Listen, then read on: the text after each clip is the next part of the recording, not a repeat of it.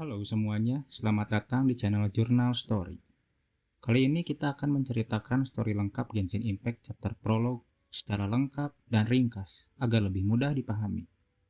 Buat kalian yang nggak main Genshin Impact tapi ingin tahu ceritanya, atau pemain sering skip-skip tidak membaca dialog gamenya, atau para pemain yang sudah menyimak ceritanya tapi ingin membaca ulang ceritanya. Yuk, langsung aja kita mulai Genshin Impact Chapter Prologue. Mondstadt. Pada scene awal, kita diperlihatkan flashback adegan sebuah pantai, di mana Paimon bertanya bahwa sang karakter utama datang dari dunia lain. Flashback singkat di mana adegan sebuah komet kembar terlihat jatuh di langit melintasi sebuah kota. Adegan beralih di mana diperlihatkan dua orang adik kakak sedang berjalan, yang kemudian dicegat oleh seorang dewa tak dikenal yang disebut sebagai Unknown God. よそ者、お前たちの旅はここまでだ。この天理の調停者がここで。 Sang dewa pun menyerang sang adik kakak hingga pertarungan pun tak terhindarkan.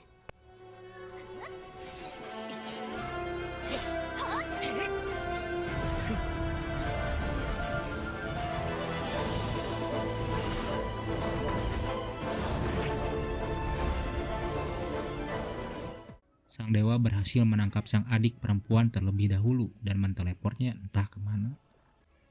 Kemudian sang dewa pun menteleport sang kakak laki-laki sesudahnya. Flashback berakhir. Berlanjut ke scene awal di mana ternyata sang kakak sedang menceritakan bagaimana ia bisa terdampar di tempat ini.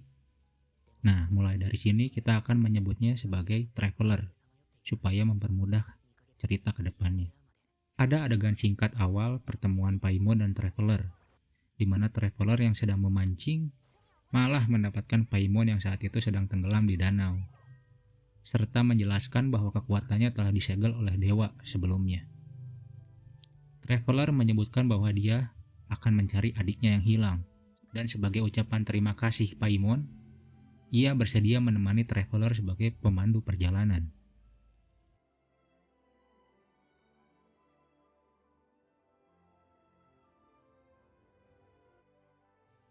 Setelah berjalan beberapa saat, akhirnya mereka sampai pada sebuah patung yang Paimon sebut sebagai patung Dewa Angin Barbatos.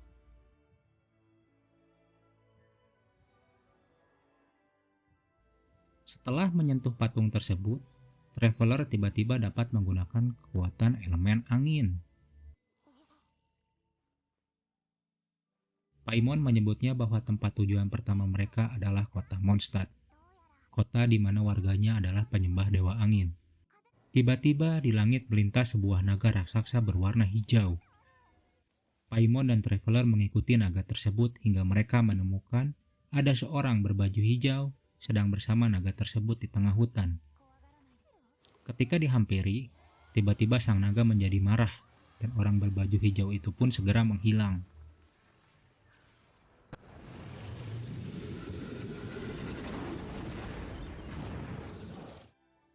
Di tempat naga tersebut tertinggal sebuah batu bercahaya, berwarna merah yang tidak diketahui milik siapa.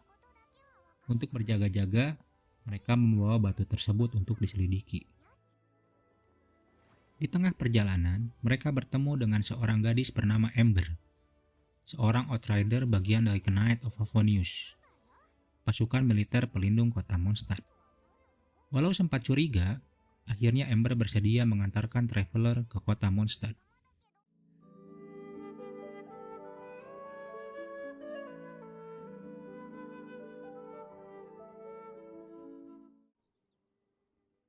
Sesampainya di kota Mondstadt, tiba-tiba langit menjadi gelap. Penyebabnya tentu saja sang naga hijau yang sempat kita temui sebelumnya.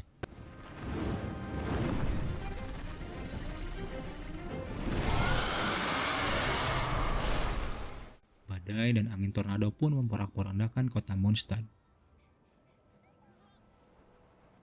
Traveler yang terlempar ke langit terkejut karena dia dapat melayang, tidak jatuh ke bawah. Kemudian suara misterius berbicara dan mengatakan agar Traveler jangan khawatir karena dia akan membantunya untuk terbang. 落ちないように僕が千年の流風に助けてもらったんだ。 Setelah bertarung dengan naga tersebut, Traveler kembali ke kota dan bertemu dengan seseorang bernama Kaeya. Kaeya yang sempat curiga dijelaskan oleh Amber bahwa Traveler lah yang telah mengusir naga hijau tersebut. Kaeya pun terkesan dengan kemampuan Traveler dan memberitahunya agar menemui pemimpin Knight of Favonius yang disebut sebagai Acting Grandmaster, Jin. Traveler yang sampai di ruangan Grandmaster disambut oleh Jin dan Lisa. Lisa menjelaskan bahwa naga tersebut bernama Storm Terror, naga legendaris yang sudah hidup lama di Mondstadt. Mereka memiliki rencana untuk menghentikan Storm Terror dengan cara menyerang 3 dari 4 kuil yang ada di Mondstadt.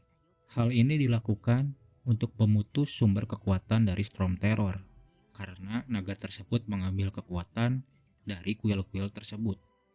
Traveler yang ditemani oleh Amber menyerang kuil pertama dan berhasil dengan lancar. Kemudian mereka melanjutkan penyerangan kuil kedua. Kali ini Traveler ditemani oleh Kaeya. Setelah selesai penyerangan kuil kedua dengan lancar, Kaeya tiba-tiba menyuruh Traveler untuk pergi meninggalkan kuil tersebut. Setelahnya, tiba-tiba sesosok makhluk seperti penyihir muncul di hadapan Kaeya.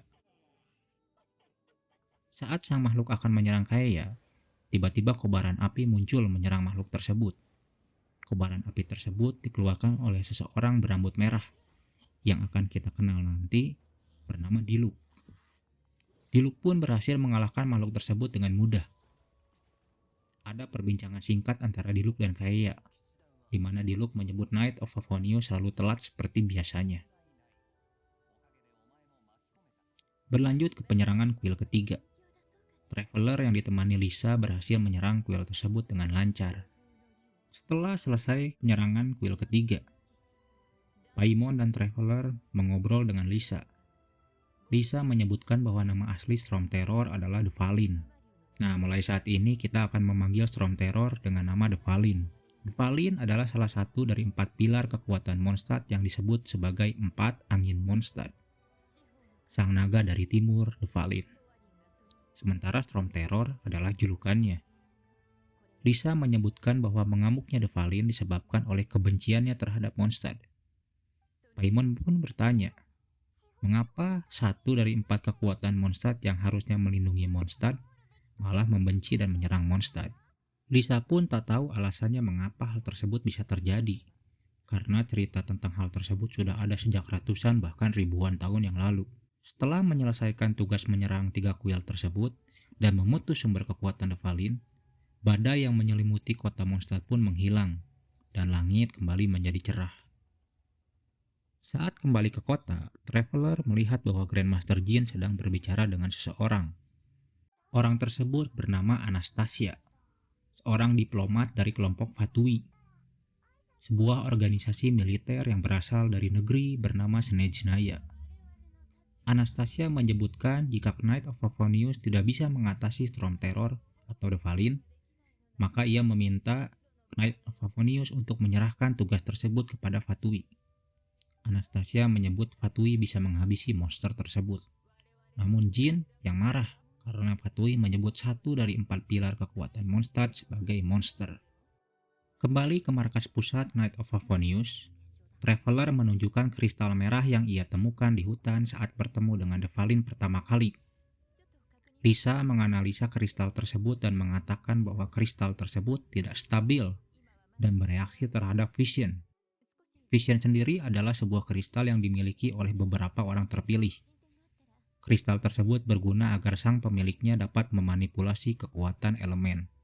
Karena tidak ada solusi untuk kristal tersebut, maka Jin untuk sementara memerintahkan Traveler agar membawa kristal tersebut.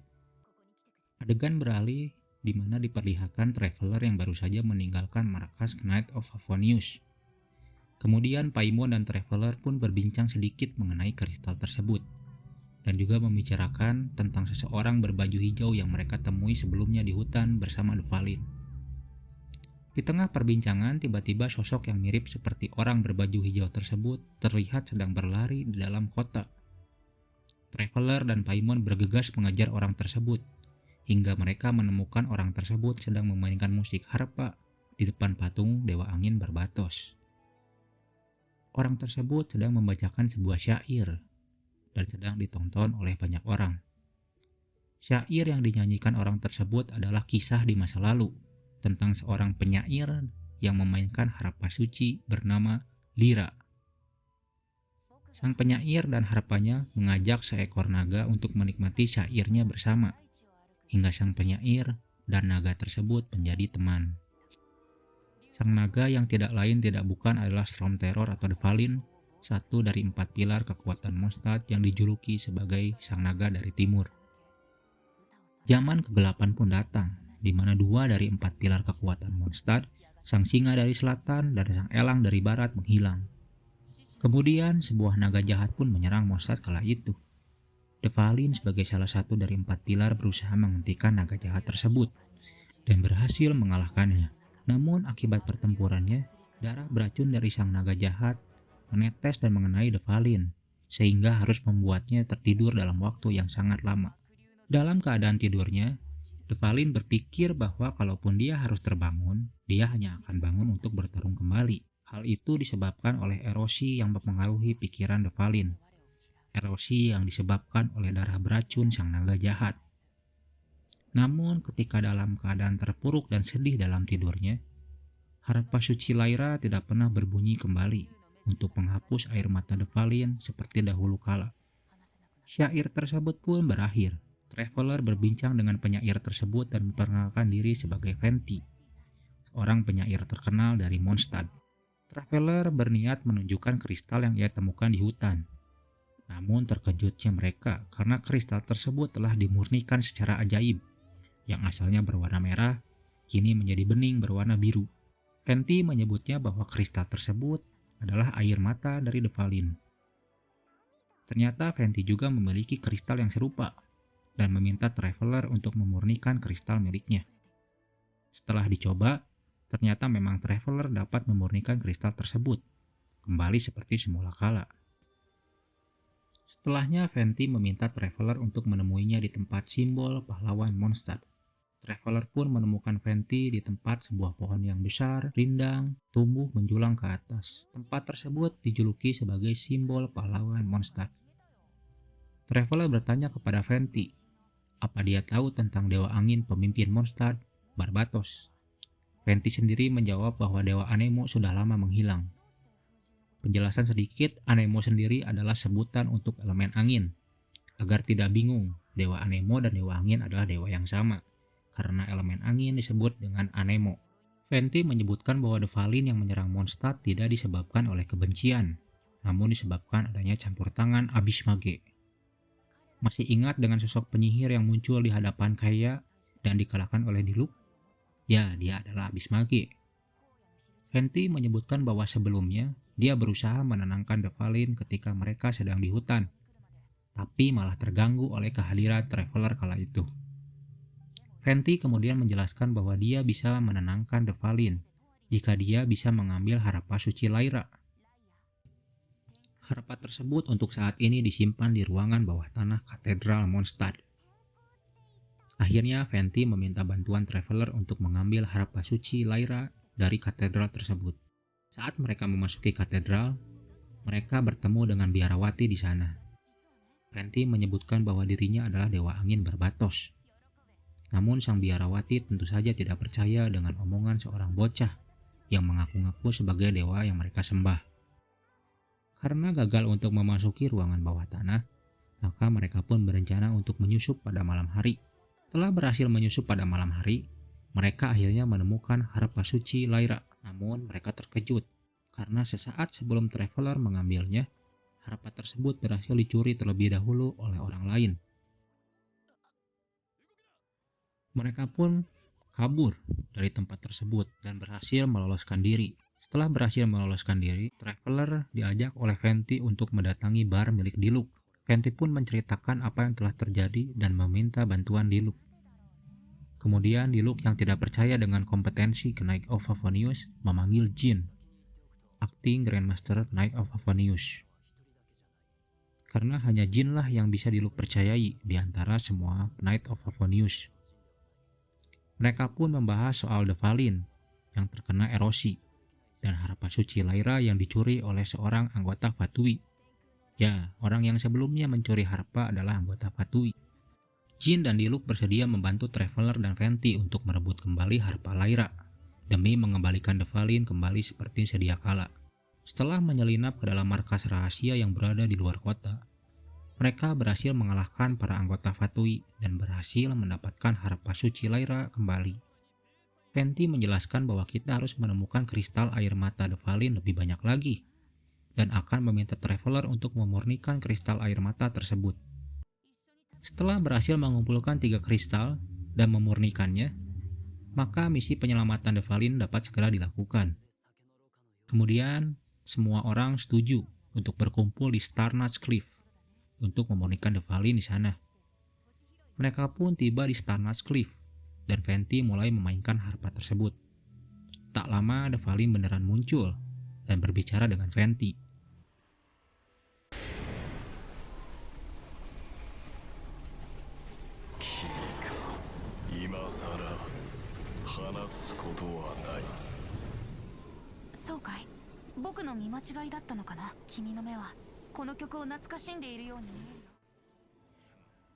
Namun tiba-tiba Abyss Mage malah menyerang Venti dan merusak harpa suci Lyra. Devalin pun sempat menyebut Venti dengan nama Barbatos dan pergi bersama para Abyss Mage. Ya, identitas asli dari Venti adalah sang dewa Anemo, Barbatos. Keadaan menjadi canggung bagi Diluc dan Jin, mengingat Venti adalah Barbatos dewa yang mereka sembah. Namun Venti meminta Jin dan Diluc agar mereka merahasiakan identitasnya dan tetap memanggil dia Venti, bukan Barbatos. Adegan berpindah pada Devalin dan para Abyss Mage yang tiba di suatu tempat. Para Abyss Mage melaporkan tugas mereka pada seseorang yang cukup familiar bagi kita. Ya, orang tersebut adalah adik dari Traveler yang hilang diteleport oleh Anongard di awal cerita. Para Abyss Mage memanggil adik Traveler dengan sebutan Yang Mulia, yang berarti adik Traveler adalah para pemimpin Abyss Mage. Adegan beralih kembali kepada Traveler. Setelah berdiskusi, mereka menyimpulkan bahwa dalang utama dari kejadian ini adalah para Abyss Mage. Paimon bertanya kepada Venti, mengapa Dewa Anemo yang memimpin negeri ini meminta bantuan pada manusia. Venti menjelaskan bahwa ia merupakan anggota The Seven, atau yang dulu disebut The Seven Archon. Penjelasan singkat tentang The Seven. The Seven adalah kelompok dari 7 dewa yang memimpin 7 negeri di benua Teyvat ini. Tiap-tiap dewa memiliki peran tersendiri di negeri yang mereka pimpin, dan tiap-tiap dewa memiliki peran yang berbeda, serta merepresentasikan tiap elemen yang berbeda. Contohnya di Mondstadt, negeri angin, maka dewa atau arkon mereka adalah dewa Anemo atau dewa angin. Maka di negeri lain memiliki dewa dengan elemen yang berbeda. Untuk pembahasan terpisah mengenai para dewa yang ada, akan kita bahas di video yang lain. Venti menjelaskan bahwa perannya sebagai dewa Mondstadt bukanlah untuk mengatur para penduduknya. Ia menjelaskan bahwa Mondstadt adalah negeri yang bebas. Setiap warganya bebas melakukan apa saja tanpa harus diatur oleh sang dewa. Venti menyebutkan bahwa dia telah lama menghilang dan tidak mengunjungi Mondstadt dalam waktu yang sangat lama. Karena alasan itulah, Venti menyebutkan bahwa dia adalah dewa terlemah di antara para The Seven untuk saat ini. Tiba-tiba, Venti merasakan koneksinya dengan Devalin terputus. Secara tiba-tiba, Venti menyebutkan soal Storm Terror Lair. Storm Terror Lair sendiri adalah reruntuhan bekas kota Mondstadt zaman dahulu kala, sebelum dipindahkan ke letak kota Mondstadt saat ini, yang berada di tengah-tengah danau. Venti menyebutkan bahwa Devalin ada di sana, di Storm Terror Lair. Akhirnya Traveler serta kawan-kawannya berencana untuk pergi ke Storm Terror Lair. Saat sampai di Storm Terror Lair, tempat tersebut ditutupi oleh dinding angin yang tidak bisa dimasuki oleh orang lain. Kemudian Venti bernyanyi menggunakan harpa suci dan berhasil membuka dinding angin tersebut. Benar saja, Storm Terror Lair saat ini sedang dilanda badai besar, sama seperti saat kedatangan Devalin pertama kali ke kota Mondstadt. Mereka menemukan puncak tertinggi di Storm Terror Lair. Namun untuk mengakses tempat tersebut, mereka harus mengumpulkan 3 pecahan yang disebut Lake Actuator untuk membuka segel tempat tersebut. 3 Lake Actuator tersebut tersebar di 3 reruntuhan di sekitaran Storm Terror Lair. Setelah mengumpulkan ketiga benda tersebut, mereka pun berhasil membuka segel puncak di menara tertinggi. Tak lama setelahnya, mereka pun menemukan Devalin yang sedang terbang di angkasa. Dan mereka berniat untuk melawannya. Mereka harus menghancurkan kristal erosi yang berada di punggung Devalin. Sebuah topan besar muncul dan Devalin turun di hadapan mereka. Tidak ada pilihan lain selain melawannya secara langsung. Mereka pun berhasil menghancurkan batu erosi yang ada di punggung Devalin. Namun, reruntuhan tempat mereka berpijak hancur.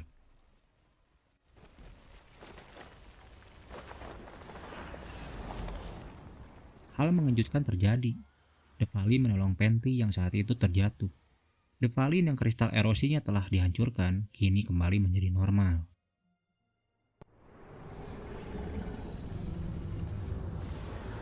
Devalin mengobrol dengan Venti saat itu dan menyebut kenapa Venti tidak pernah meminta bantuannya lagi.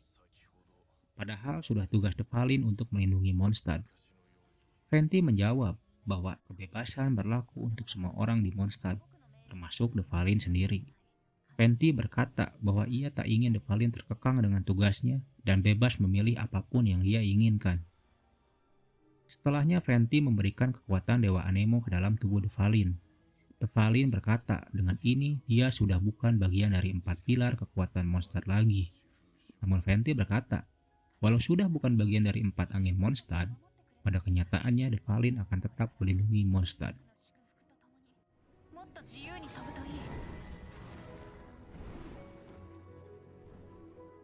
Cerita pun diakhiri dengan narasi singkat dari Master Jin yang sedang menulis laporannya soal insiden Storm Terror yang menyerang Mondstadt. 事件が解決したことを知らせる。しかし、風魔竜が前触れもなくモンドを襲い、その後行方をくらませたことは、きっと市民たちの心に多くの疑問と不安を残すだろう。大丈夫。風向きは変わるものだからね。いつかそれも光さす方へと吹いてくれるはずだよ。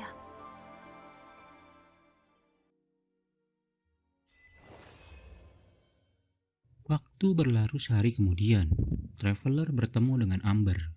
Mereka membicarakan soal kejadian kemarin. Amber menyebut bahwa kejadian kemarin menjadi perbincangan di seluruh kota. Traveler dan Paimon pun pergi berkeliling kota, menemui banyak orang. Setiap orang mempunyai pendapat yang beragam tentang kejadian kemarin. Saat hari menjelang sore, Traveler dan Paimon pun bersantai bersama Amber di sebuah restoran di Mondstadt. Sambil mengobrol, Amber pun memberitahu Traveler bahwa Jin sedang menunggu di katedral. Traveler pun segera pergi ke katedral. Di sana, Jin dan Venti sudah menunggu bersama seseorang. Jin memperkenalkan bahwa orang itu adalah Barbara, salah satu anggota katedral. Barbara yang mengetahui jasa Traveler kemarin menyampaikan rasa terima kasihnya karena telah menyelamatkan Mondstadt. Kemudian Barbara pun meminta Traveler untuk mengembalikan harpa suci Lyra. Karena bagaimanapun, menurutnya itu adalah harta milik katedral Mondstadt. Dengan sedikit rasa ragu-ragu, akhirnya Traveler dan Paimon mengembalikan harpa suci Lyra yang sudah rusak akibat pertarungan sebelumnya. Melihat hal tersebut, Barbara seketika langsung panik melihat alat musik peninggalan dewa tersebut sudah rusak. Venti meminta Traveler untuk menyerahkan Lyra kepadanya.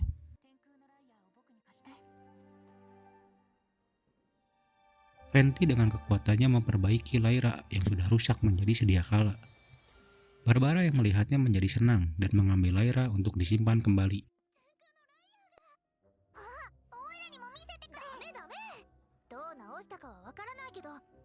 Namun Venti mengatakan bahwa efeknya tidak permanen dan akan menghilang suatu waktu.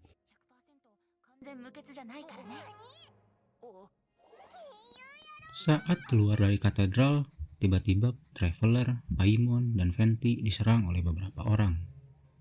Tak lama, sesosok wanita cantik muncul di hadapan mereka yang tiba-tiba menyerang mereka dengan kekuatan es. Traveler dan Paimon yang terpental jauh tidak bisa bergerak lantaran disergap oleh anggota lain. Wanita tersebut diperkenalkan sebagai Fatui Harbinger peringkat 8, The Fair Lady La Signora. La Signora pun menyerang Venti sambil mengatakan bahwa kekuatan Dewa Anemo tidaklah seberapa, sambil mengolok-olok Venti, mengatakan bahwa orang seperti inikah yang disebut dewa. Venti yang sedikit marah mengeluarkan kekuatannya sembari mengatakan bahwa senyum yang ada di wajahnya apakah pemberian dari tuannya. FYI, Fatui adalah pasukan yang berasal dari negeri Snezhnaya, negeri yang dipimpin oleh Dewa Es atau yang kita sebut sebagai Dewa Krayo. Mendengar hal itu membuat Lasigyora menjadi marah. Ia mengeluarkan kekuatan es yang lebih besar lagi, hingga mengempaskan Venti. Serangan Lasigyora diarahkan ke bagian dada Venti. Serangannya menembus tubuhnya dan kemudian menarik sesuatu dari dalam tubuhnya. Benda tersebut terlihat seperti bidak catur. Lasigyora menyebutnya sebagai Gnosis. Lasigyora pun pergi setelah mendapatkan Gnosis dari Venti.